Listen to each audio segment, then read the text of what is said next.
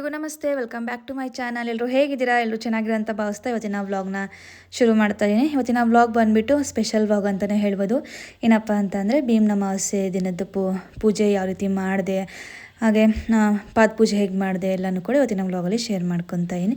ಇದೊಂಥರ special day ಅಂತಲೇ ಹೇಳ್ಬೋದು ನಮ್ಮ ಹೆಣ್ಮಕ್ಳಿಗೆ. ಎಲ್ಲರಿಗೂ ಕೂಡ ಸ್ಪೆಷಲ್ ಆಗಿರುತ್ತೆ, ಒಂಥರ ಇಷ್ಟಪಟ್ಟು ಮಾಡೋ ಅಂಥ ಪೂಜೆನೇ ಅಂತ ಅಂದ್ಕೊತೀನಿ. ಎಲ್ಲ ಹೆಣ್ಮಕ್ಳು ಕೂಡ ಇಷ್ಟ ಇರುತ್ತೆ ಅಂತ. ನನಗಂತೂ ತುಂಬ ಇಷ್ಟ. ವರ್ಷ ಅಂತೂ ಮಿಸ್ ಮಾಡದೆ ಈ ಪೂಜೆನ ಮಾಡ್ಕೊತ ಬರ್ತಾಯಿದ್ದೀನಿ. ಈ ದಿನ ಜ್ಯೋತಿರ್ಭೀಮೇಶ್ವರ ವ್ರತ ಕೂಡ ಮಾಡ್ತಾರಲ್ವ, 2 ದೀಪಗಳನ್ನಿಟ್ಟು ಆ ರೀತಿ ಪೂಜೆ ಎಲ್ಲ ಮಾಡಿ ನಂತರ ಪಾದ ಪೂಜೆ ಎಲ್ಲನೂ ಕೂಡ ಮಾಡ್ಕೊತ ಬರ್ತಾಯಿದ್ದೀನಿ. ಪ್ರತಿ ವರ್ಷವೂ ಕೂಡ ಮಿಸ್ ಮಾಡಿದೆ. ಹಾಗೆ ಇದು ನಾನು 10ನೇ ವರ್ಷದ್ದು ಅಂತ ಹೇಳ್ಬೋದು. 10ನೇ ವರ್ಷದ್ದೇ ಕರೆಕ್ಟಾಗಿ ಹೇಳ್ತಾ ಇದ್ದೀನಿ, 10ನೇ ವರ್ಷದ್ದು ಇದು ನಾನು ಮಾಡ್ತಾ ಇರೋವಂಥದ್ದು. ತುಂಬ ಖುಷಿ ಆಗುತ್ತೆ. ಒಂದು ವರ್ಷವೂ ಕೂಡ ಮಿಸ್ ಮಾಡಿದೆ, ಹಾಗೆ ಮಾಡ್ಕೊತ ಬಂದಿದ್ದೀನಿ ನಾನು ಇದನ್ನು. ಬನ್ನಿ ಪೂಜೆಗೆಲ್ಲ ರೆಡಿ ಮಾಡ್ಕೊತಾ ಇದ್ದೀನಿ. ಬೆಳಿಗ್ಗೆ ಬೇಗನೆ ಎದ್ದು ಕ್ಲೀನಿಂಗ್ ಕೆಲಸ ಎಲ್ಲ ಮುಗಿಸ್ಕೊಂಡು ಸ್ನಾನ ಮಾಡಿ ಬಂದು ಇವಾಗ ಪೂಜೆಗೆಲ್ಲನೂ ಕೂಡ ಹೂವೆಲ್ಲ ಏನು ತಂದಿದ್ನಲ್ವ ಅದೆಲ್ಲ ಕೂಡ ತೆಗೆದಿಟ್ಕೊಂಡು ಅಲಂಕಾರ ಮುಗಿಸ್ಕೊಂಬೋಣ ಅಂತ ಫಸ್ಟ್ ಅಲಂಕಾರ ಎಲ್ಲ ಮಾಡಿ ನಂತರ ಆಚೆ ಹೊಸ್ಲೆಲ್ಲ ಒರೆಸಿ ಅರ್ಶಿನ ಕುಂಕುಮ ಎಲ್ಲ ಇಟ್ಟು ರಂಗೋಲಿ ಹಾಕೋಣ ಅಂತ ಆಚೆ ಬಂದೆ. ಇವಾಗ ನೀಟಾಗಿ ಹೊಸ್ಲೆಲ್ಲ ಒರೆಸಿ ಇಟ್ಕೊಂಡು ರಂಗೋಲಿ ಎಲ್ಲ ಹಾಕ್ಕೊತಾ ಇದ್ದೀನಿ. ಆಗುತ್ತೆ, ಟೈಮ್ ಹಿಡಿಯುತ್ತೆ. ಎಷ್ಟು ಮಾಡಿದ್ರೂ ಕೂಡ ಎಷ್ಟೊತ್ತಾಗುತ್ತೆ ಅಂದರೆ ಅಷ್ಟೊತ್ತಾಗುತ್ತೆ. ಏನು ಇಷ್ಟು ಲೇಟ್ ಮಾಡ್ತೀನ ಅಂತ ಅನಿಸ್ಬಿಡುತ್ತೆ. ಅಂದರೆ ಪೂಜೆ ಅಂತೂ ಟೈಮ್ ಕರೆಕ್ಟಾಗಿ ಮಾಡ್ತೀನಿ, ಬಟ್ ಬೇಗ ಎದ್ದಿರ್ತೀನಿ. ನಾನು ಸ್ವಲ್ಪ ಲೇಟ್ ಆಗುತ್ತೆ ನಂದು ಅಂದ್ಬಿಟ್ಟು ತುಂಬ ಬೇಗ ಎದ್ದೇಳ್ತೀನಿ. ಆವಾಗ ಮತ್ತೆ ಪೂಜೆ ಎಲ್ಲ ಆದಮೇಲೆ ಅಂದ್ಕೊತೀನಿ ಎಷ್ಟು ಬೇಗ ಎದ್ದಿರ್ತೀನಿ, ಆದರೂ ಮುಗಿಸೋ ಅಷ್ಟರಲ್ಲಿ ಇಷ್ಟೊತ್ತು ಮಾಡ್ತೀನಲ್ವ ಅಂತ ಅಂದ್ಬಿಟ್ಟು.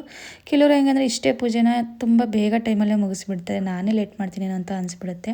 ಯಾಕೆ ಅಂತ ಗೊತ್ತಿಲ್ಲ.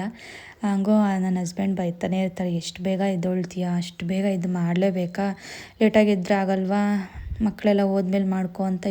ಅವರಂತೂ ನನಗಿದೆಲ್ಲ ಮಾಡೋದಕ್ಕೆ ಬೈತಾನೆ ಇರ್ತಾರೆ. ಹಂಗೂ ನಾನು ಏನಂದ್ರೂ ಸುಮ್ಮನೆ ನನ್ನ ಪಾಡಿಗೆ ನಾನು ಯಾವಾಗ ಎದ್ದೇಳಬೇಕೋ ಅವಾಗ ಎದ್ದೇಳು ಮಾಡ್ಕೊತಾ ಇರ್ತೀನಿ. ಅವ್ರಿಗೂ ಸ್ವಲ್ಪ ಡಿಸ್ಟರ್ಬ್ ಆಗ್ತಾ ಇರುತ್ತೆ ಅಂತ ಹೇಳ್ತಾ ಇರ್ತಾರೆ. ಮನೇಲಿ ಅಂದಮೇಲೆ ಡಿಸ್ಟರ್ಬ್ ಆಗೇ ಆಗುತ್ತಲ್ಲ ನಾನು ಅದು ಇದು ಮಾಡ್ತಾ ಇರುವಾಗ. ಬಟ್ ಏನೂ ಮಾಡೋಕ್ಕಾಗಲ್ಲ. ಬೆಳಗ್ಗೆ ಎದ್ದು ನಂಗೆ ಪೂಜೆ ಮಾಡಿದ್ರೆ ಒಂಥರ ನನಗೆ ಏನೋ ಒಂಥರ ಖುಷಿ ಸಮಾಧಾನ, ಹಾಗಾಗಿ ಮಾಡ್ತೀನಿ. ಹಾಗೆ ಅಲಂಕಾರ ಎಲ್ಲ ಮುಗಿಸ್ಕೊಂಡು ಈಗ ವ್ರತಕ್ಕೆ ಒಂದು ಮಣೆ ಇಟ್ಬಿಟ್ಟು ರಂಗೋಲಿ ಹಾಕಿ ಅದ್ರ ಮೇಲೆ ಒಂದು ತಟ್ಟೆ ಇಟ್ಟು ಅಕ್ಕಿ ಹಾಕಿ ಮತ್ತು ಓಂ ಶ್ರೀಮಂತೆಲ್ಲ ಬರೆದ್ಬಿಟ್ಟು ಅದ್ರ ಮೇಲೆ 2 ದೀಪಗಳನ್ನ ಇಡ್ತಾಯಿದ್ದೀನಿ, ಜೋಡಿ ದೀಪಗಳನ್ನ. ಇದೇ ರೀತಿಯಾಗಿ ನಾನು ವರ್ಷವೂ ಕೂಡ ನಾನು ಮಾಡ್ಕೊತ ಬರ್ತಾ ಇರೋದು. ಜೋಡಿ ದೀಪಗಳನ್ನ ಇಟ್ಬಿಟ್ಟು ಇದಕ್ಕೆ ಹೂ ಇಟ್ಟು ಮತ್ತು ಹಾಗೆ ಒಂದು ದೀಪಕ್ಕೆ ನಾವು ಪಾರ್ವತಿ ಅಂತ ಭಾವಿಸ್ತಾ ಅದಕ್ಕೆ ಅರ್ಶಿನ ಕೊಂಬನ ಕಟ್ಟಬೇಕಾಗತ್ತೆ. ಈಶ್ವರ ಪಾರ್ವತಿ ಅಂತ ಅಂದ್ಬಿಟ್ಟು ಅದನ್ನು ರೆಡಿ ಮಾಡಿ ಇಟ್ಕೊಂಡಿದ್ದೀನಿ. ಅದಕ್ಕೆ ಗೆಜ್ಜೆ ಹೊಸನೂ ಕೂಡ ಹಾಕಿದೆ. ಹಾಗೆ ನಾನು ಅಲಂಕಾರ ಎಲ್ಲ ಮುಗಿದು ಇನ್ನೇನು ಪೂಜೆ ಮಾಡೋ ಟೈಮ್ಗೆ ದೇವ್ರ ಮನೆ ಹೊಸ್ಲನ್ನ ಒರೆಸಿ ರಂಗೋಲಿ ಹಾಕ್ಕೊತೀನಿ ಲಾಸ್ಟಿಗೆ. ಯಾಕೆ ಅಂತಂದರೆ ಓಡಾಡ್ತಾನೆ ಇರ್ತೀನಲ್ವ, ಸ್ಯಾರಿ ಬೇರೆ ಕಟ್ಟಿರೋದ್ರಿಂದ ಅದು ರಂಗೋಲಿ ಎಲ್ಲ ಇದಾಗಿಬಿಡುತ್ತೆ ಅಂತ ಅಂದ್ಬಿಟ್ಟು ನಾನು ಫುಲ್ ಎಲ್ಲ ಕಂಪ್ಲೀಟ್ ಆದಮೇಲೆ ಲಾಸ್ಟಿಗೆ ನಾನು ರಂಗೋಲಿನ ಹಾಕ್ಕೊತೀನಿ. ಹಾಗೆ ಅಲಂಕಾರ ಎಲ್ಲ ಮುಗೀತು. ದೇವರಿಗೆ ಎಲೆ ಅಡಿಕೆ ಹಣ್ಣೆಲ್ಲ ಇಡೋಣ ಅಂತ ಅಂದ್ಬಿಟ್ಟು ರೆಡಿ ಮಾಡ್ಕೊತಾ ಇದ್ದೆ. ಬಾಳೆಹಣ್ಣು ಮತ್ತು ಆಪಲ್ ಎಲ್ಲ ಇತ್ತಲ್ವ, ಎಲ್ಲ ಥರದ್ದು ಹಣ್ಣುಗಳನ್ನು ಕೂಡ ಇಟ್ಟು ಪೂಜೆ ಮಾಡೋಣ ಅಂತ ಅಂದ್ಬಿಟ್ಟು ಅದನ್ನು ಕೂಡ ಇಟ್ಟು ರೆಡಿ ಮಾಡಿಕೊಂಡು ಈಗ ಫೈನಲಾಗೆ ಕುತ್ಕೊತಾ ಇನ್ನು ಪೂಜೆ ಮಾಡೋಣ ಅಂತ. ಎಷ್ಟು ಸಲ ಓಡಾಡ್ತಾ ಇರ್ತೀನಿ ಅಂದರೆ ದೇವ್ರ ಮನೆಯಿಂದ ಅಲ್ಲಿಗೆ, ಅಲ್ಲಿಂದ ಇಲ್ಲಿಗೆ ಅಂದರೆ ಏನೋ ಒಂದು ಐಟಮ್ ಬೇಕೇ ಬೇಕಾಗುತ್ತೆ. ಎದ್ದೊಳ್ತಾ ಇರ್ಬೇಕು, ಕುತ್ಕೊತಾ ಇರ್ಬೇಕು. ಅಲಂಕಾರ ಮಾಡೋಕ್ಕಂತೂ ಎಷ್ಟು ಟೈಮ್ ಹಿಡಿಯುತ್ತೆ. ಎಲ್ಲ ತಂದು ಇಟ್ಕೊಂಡಿರ್ತೀನಿ, ಹಂಗೂ ಎದ್ದೊಳ್ಳೇಬಾರ್ದು. ಎಲ್ಲ ಅಲಂಕಾರ ಮುಗಿಯೋರು ಕೂಡ ಆರಾಮಾಗಿ ಕುತ್ಕೊಂಡು ಮುಗಿಸೋಣ ಅಂತ. ಬಟ್ ಏನೋ ಒಂದು ಮಿಸ್ ಆಗ್ತಾನೆ ಇರುತ್ತೆ. ಫೈನಲಿ ಎಲ್ಲ ಕಂಪ್ಲೀಟ್ ಮಾಡಿಕೊಂಡು ಇವಾಗ ದೀಪಗಳನ್ನ ಹಚ್ಬೇಡ ಅಂತ ಅಂದ್ಬಿಟ್ಟು ದೀಪ ಹಚ್ತಾ ಇದ್ದೀನಿ. ಒಂದು ಕಡೆಯಿಂದ ನಾನು ದೀಪಗಳೆಲ್ಲ ಮನೆ ತುಂಬ ಹಚ್ತೀನಿ, ನನಗೆ ಇಷ್ಟ ಇರುತ್ತೆ ಜಾಸ್ತಿ ದೀಪಗಳು ಹಚ್ಚೋದ್ರಿಂದ. ಹಾಗೆ ಕೆಲವರು ಎಷ್ಟು ದೀಪ ಹಚ್ಚಬೇಕು, ಇಷ್ಟು ಹಚ್ಬೋದಾ ಅಷ್ಟು ಹಚ್ಬೋದಾ ಅಂತ ಕೇಳ್ತಾನೆ ಇರ್ತಾರೆ ನನ್ನ ವೀಡಿಯೋಸ್ ಎಲ್ಲ ಹಾಕಿದಾಗ. ಅದು ನಮ್ಮಿಷ್ಟ ಅಂತ ಅನ್ನೋದಕ್ಕಿಂತ ಎಷ್ಟು ಹಚ್ಚಿದ್ರೂ ಕೂಡ ಒಳ್ಳೆಯದೇ, ಯಾವುದೂ ಕೂಡ ಕೆಟ್ಟದಿಲ್ಲ. ಹಾಗಾಗಿ ನಿಮ್ಗೆ ಎಷ್ಟು ಸಾಧ್ಯವಾಗುತ್ತೋ, ನಿಮ್ಗೆ ಎಷ್ಟು ಹಚ್ಚಬೇಕು ಅಂತ ಇದೆಯೋ ನೀವು ಅಷ್ಟು ಹಚ್ಬೋದು. ಇಷ್ಟೇ ಹಚ್ಚಬೇಕು ಅಷ್ಟೇ ಹಚ್ಚಬೇಕು ಅಂತ ಏನೂ ಇಲ್ಲ. 2 ಹಚ್ಬೋದಾ, 3 ಹಚ್ಬೋದಾ, 4 ಹಚ್ಬೋದಾ ಅಂತ ಕೇಳ್ತಾನೆ ಇರ್ತೀರ. ಅದು ನನಗೆ ಗೊತ್ತಿಲ್ಲ. ಬಟ್ ನಾನಂತೂ ನನಗೆ ಎಷ್ಟಾಗುತ್ತೋ ಅಷ್ಟು ನಾನು ಮನೆ ತುಂಬ ದೀಪ ಹಚ್ತೀನಿ. ಅದರಿಂದ ಏನು ಕೆಟ್ಟದಂತೂ ಯಾವುದೇ ಕಾರಣಕ್ಕೂ ಆಗಲ್ಲ. ಯಾಕಾಗುತ್ತೆ, ಒಂದು ದೀಪ ಎಕ್ಸ್ಟ್ರಾ ಹಚ್ಬಿಟ್ರೆ ಏನಕ್ಕಾಗುತ್ತೆ, ಒಂದು ದೀಪ ಕಮ್ಮಿ ಹಚ್ಚಿದ್ರೆ ಏನಕ್ಕಾಗುತ್ತೆ. ದೇವ್ರು ನಾವು ಭಕ್ತಿಯಿಂದ ನಾವು ಇಷ್ಟಪಟ್ಟು ಏನೇ ಮಾಡಿದ್ರು ಕೂಡ ದೇವ್ರು ಸ್ವೀಕರಿಸ್ತಾರೆ. ಹಾಗಾಗಿ ಅದೆಲ್ಲ ತಲೆ ಕೆಡಿಸ್ಕೊಂಡಿರ ನಿಮಗೆ ಏನು ಇಷ್ಟ, ಯಾವ್ದು ಥರ ದೀಪ ಹಚ್ಚಬೇಕೋ ನೀವು ಆರಾಮಾಗಿ ಹಚ್ಚಿ ಅಂತಲೇ ಹೇಳ್ತೀನಿ. ನಾನು ಕೂಡ ಅದೇ ಫಾಲೋ ಮಾಡ್ಕೊತ ಬರ್ತೀನಿ. ನಾನು ಯಾವುದು ತಲೆನೇ ಕೆಡಿಸ್ಕೊಳಲ್ಲ, ಹಿಂಗೆ ಮಾಡಬೇಕಾ ಹಾಗೆ ಮಾಡಬೇಕಾ ಅಂತ. ನನಗೆ ಅನಿಸಿದ್ದನ್ನು ನಾನು ಆರಾಮಾಗಿ ಮಾಡ್ತೀನಿ.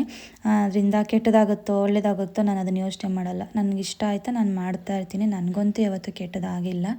ಒಳ್ಳೇದಾಗುತ್ತೋ ಬಿಡುತ್ತೋ ಒಂಥರ ಮನ್ಸಿಗೆ ನೆಮ್ಮದಿ ಶಾಂತಿ ನನಗಂತೂ ಸಿಗುತ್ತೆ ಪೂಜೆ ಮಾಡೋದ್ರಿಂದ. ನನಗೆ ಹೇಗೆ ಇಷ್ಟನೋ ಹಾಗೆ ಮಾಡ್ಕೊತೀನಿ ನಾನು. ಪದ್ಧತಿ ಏನಿರುತ್ತೆ ಪೂಜೆ ಅದು ಕ್ರಮ ಹೇಗಿರುತ್ತೆ ಅದೆಲ್ಲ ಖಂಡಿತ ಮಾಡೇ ಮಾಡ್ತೀನಿ. ಅದನ್ನು ಬಿಟ್ಟು ಹೆಚ್ಚಾಗಿ ಏನಾದರೂ ಮಾಡಬೇಕು ಅಂತಂದರೂ ಕೂಡ ಮಾಡ್ಕೊತೀನಿ. ನಿಮಗೂ ಅದೇ ಸಜೆಷನ್ ಮಾಡ್ತೀನಿ.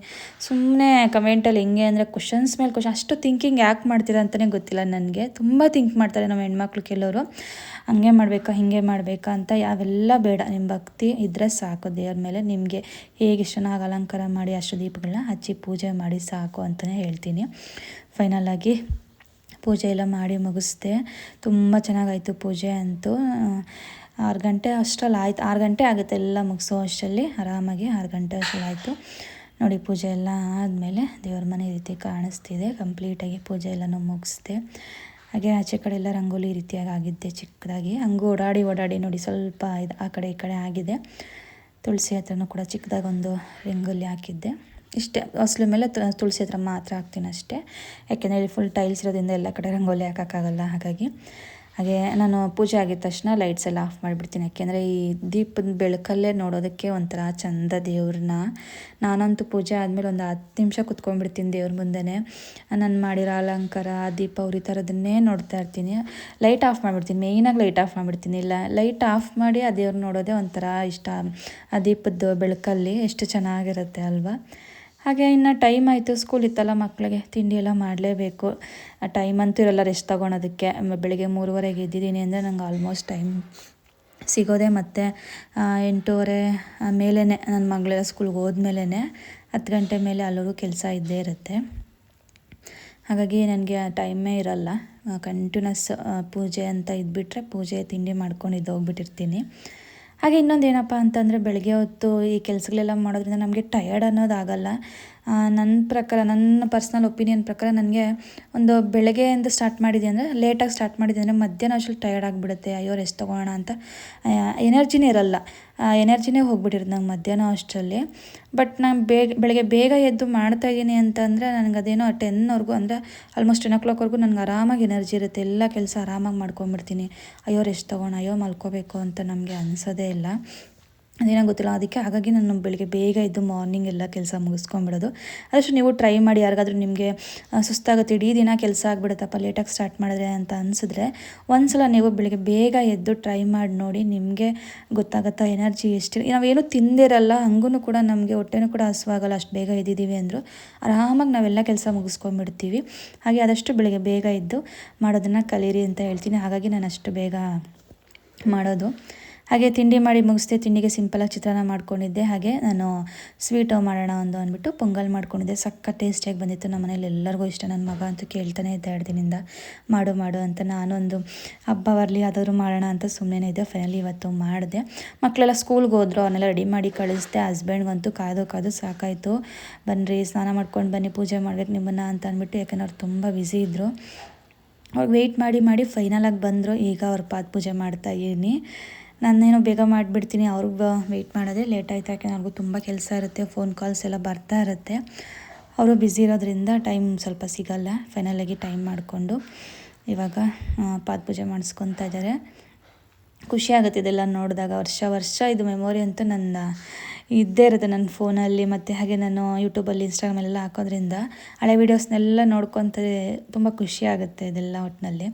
ಹಾಗೆ ಇಬ್ಬರು ಹಾಗೆ ಮಾತಾಡ್ಕೊತ ಏನೋ ಕೇಳ್ಕೊತ ಮಾತಾಡ್ತಾ ಪೂಜೆ ಮಾಡ್ತಾ ಇದ್ದೆ.